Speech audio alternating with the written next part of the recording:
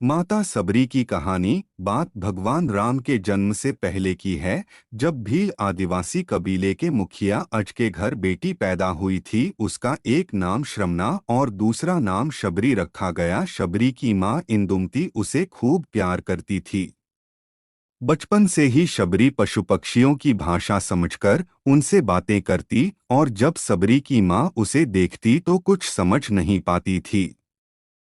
कुछ समय बाद एक पंडित ने शबरी के परिवार को बताया कि वो आगे चलकर सन्यासी बन सकती है। इस बात का पता चलते ही शबरी के पिता ने उसका रिश्ता तय कर दिया। जैसे ही शादी का दिन नजदीक आया, शबरी के घर वालों ने खूब सारी बकरियां और अन्य जानवर घर के पास लाकर बांध दिए।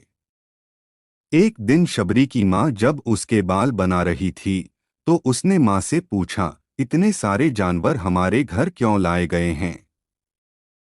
माँ ने जवाब दिया, बेटी, तुम्हारा विवाह होने वाला है, इसलिए हम लोगों ने इनका इंतजाम बलि के लिए किया है। तुम्हारी शादी के दिन ही बलि प्रथा होगी, और फिर इनसे स्वादिष्ट भोजन बनाकर सबको परोसा जाएगा। यह सब सुनकर शबरी दुखी हो गई।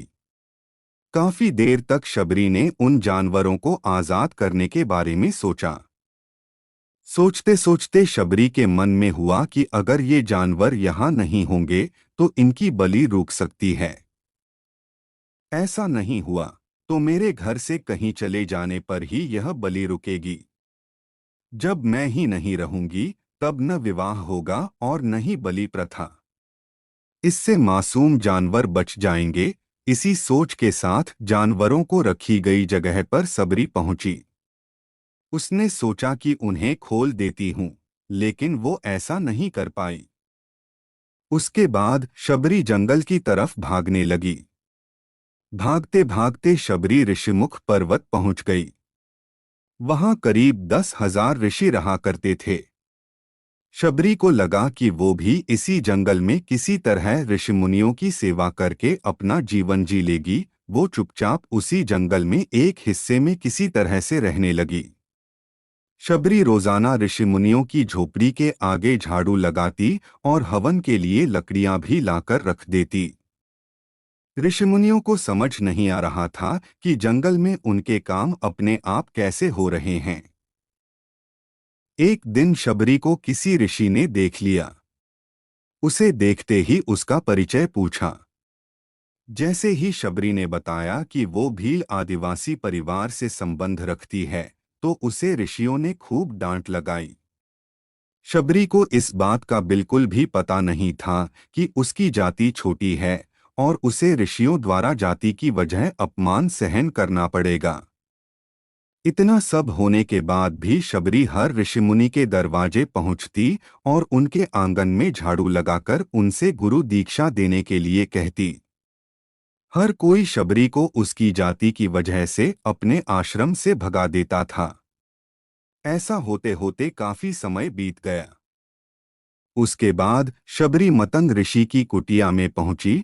वहां पहुंचकर मतंग ऋषि को सबरी ने बताया कि वो उनसे गुरु दीक्षा लेना चाहती है। उन्होंने खुशी खुशी उसे अपने गुरुकुल में रहने दिया और भगवान से जुड़ा ज्ञान देते रहे। शबरी ने भी अपने गुरु मतंग ऋषि की सेवा करने में कोई कसर नहीं छोड़ी। वो गुरुकुल के भी सारे काम करती थी। शबरी से खुश होकर मतंग ऋषि ने उसे बेटी मान लिया था। समय के साथ मतंग ऋषि का शरीर बूढ़ा हो गया। उन्होंने एक दिन शबरी को अपने पास बुलाया और कहा, बेटी, मैं अपना देह त्यागना चाह रहा हूँ। बहुत साल हो गए इस शरीर में रहते रहते। शबरी ने दुखी मन से कहा, आपके ही सहारे मैं इस जंगल में रह पाई हूँ। आप ही चले जाएंगे तो मैं जीकर क्या करूंगी? आप अपने संग मुझे भी ले जाइए। मैं भी देह त्याग दूंगी। मतंग ऋषि ने जवाब दिया, बेटी, तुम्हें चिंता करने की जरूरत नहीं है। राम तुम्हारी चिंता करेंगे और ध्यान भी रखेंगे। शबरी ने राम का नाम सुनने के बाद पूछा, वो कौन है और उन्हें मैं किस तरह से ढूंढूंगी? मंतग ऋषि ने बताया, राम कोई और नहीं भगवान हैं। वो तुम्हें सारे अच्छे कर्मों का फल देंगे। तुम्हें उन्हें ढूंढने की कोई जरूरत नहीं है। वो एक दिन खुद तुम्हें खोजते हुए इस कुटिया में आएंगे और तुम्हें उनके हाथों ही मोक्ष मिलेगा। तब तक तुम इसी आश्रम में रहो। इतना कहते ही मंतग ऋषि ने अपना शरीर त्याग दिया। शबरी के मन में मंतग ऋषि के जाने के बाद से एक ही बात थी कि भगवान राम स्वयं उससे मिलने आएंगे। वो रोज भगवान राम से मिलने के लिए बाग से अच्छे अच्छे फूल लाकर पूरा आश्रम सजाती और भगवान के लिए बेर तोड़कर लाती। भगवान के लिए बेर चुनते हुए शबरी उन्हें चख लेती थी ताकि भगवान वो सिर्फ मीठे बेर ही दे। रोजाना शबरी इसी तरह भगवान के दर्शन की आस में फूल और बेर इकट्ठा करती रहती थी। इसी तरह इंतजार में कई साल बीत गए। शबरी का शरीर एकदम वृद्ध हो गया। एक दिन आश्रम के पास के ही तालाब में शबरी पानी लेने के लिए गई। तभी पास के ही एक ऋषि ने उसे अछूत कहते हुए वहां से भागने के लिए कहा और एक पत्थर मार दिया। पत्थर जब शबरी को लगा तो उसे चोट लगी और खून बहने लगा।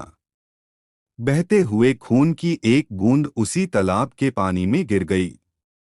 तभी पूरा तालाब का पानी खून में बदल गया। ये सब होता देखकर ऋषि ने शबरी को ही डांटा और कहा कि पापीन, तुम्हारी वजह से पूरा पानी खराब हो गया। रोज ऋषि उस पानी को साफ करने के लिए अपनी कई तरह की विद्याओं का इस्तेमाल करते। कई सारे जतन करने के बाद भी कुछ नहीं हुआ। फिर उन्होंने गंगा जैसी कई पवित्र नदियों का जल भी उस तालाब में डाला। फिर भी तालाब का पानी साफ नहीं हो पाया और वो खून जैसा ही रहा। कई सालों तक तालाब के पानी को साफ करने की कोशिश के बाद भी कुछ काम नहीं आया तो ऋषि ने थककर सब कुछ छोड़ दिया। इस घटना के कई सालों के बाद भगवान राम अपनी पत्नी सीता के हरण के बाद उन्हें ढूंढते हुए उसी तालाब के पास पहुंचे। ऋषिमुनियों ने उन्हें पहचान लिया। भगवान को वहां देखकर ऋषियों ने तालाब का पानी साफ करने के लिए भगवान को अपने पैर उसमें डालने के लिए कहा, लेकिन पानी जैसे का तैसा ही था। इस कहानी का बचा हुआ हिस्सा अगले भाग में देखें।